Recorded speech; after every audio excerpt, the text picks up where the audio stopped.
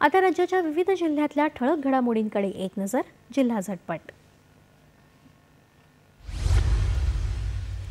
पालघर जिल्ह्यातल्या डहाणू तालुक्यात लिलकपाडा जिल्हा परिषद शाळेचे शिक्षक दीपक देसले यांचा मोठ्या संख्येत सीड बॉलच्या माध्यमातून पर्यावरण संरक्षणाचा संदेश.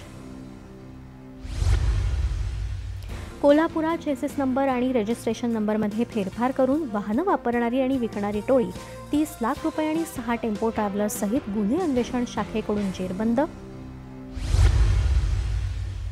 गडचिरोलीमध्ये छत्तीसगड सीमेवर पोलीस आणि नक्षल तलात झालेल्या चकमकीत नक्षलांनी लावलेले आयईडी बॉम्ब शोधक पथकाकडून उद्ध्वस्त.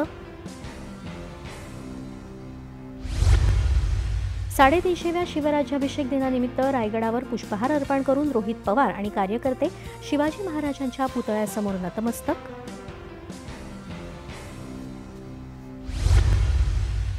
पुण्यात पिंपरी चिंचवड महानगरपालिकेच्या वतीनं वृक्षारोपण तसंच पर्यावरणाचं जतन करण्यासाठी सार्वजनिक शपथ.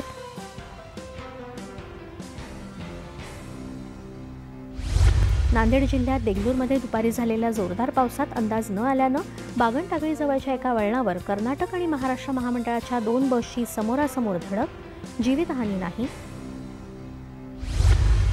आणि करिअरला नवी दिशा देण्यासाठी माहिती आणि जनसंपर्क महासंचालनालयात विद्यार्थ्यांना इंटर्नशिपची संधी. अर्ज करण्यासाठी 15 जूनपर्यंतचा अवधी.